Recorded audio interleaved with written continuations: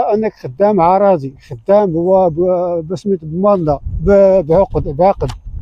وهذا العقد هذا جينا نشوف واش فيه. العقد هو موقع من طرف وزير الداخليه بناء على مشورات وزير الداخليه.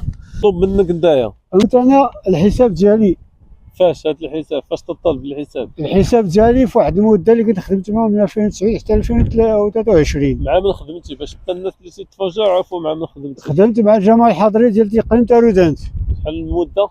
مده 13 سنه تقريبا هكا. هي من بعد شنو وقع لك؟ من بعد درت واحد كما هو كتعرفوا، درت واحد الفيديو على حساب الموقع اللي انا ساكن فيه.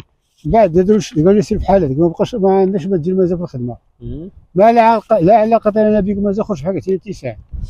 المهم دابا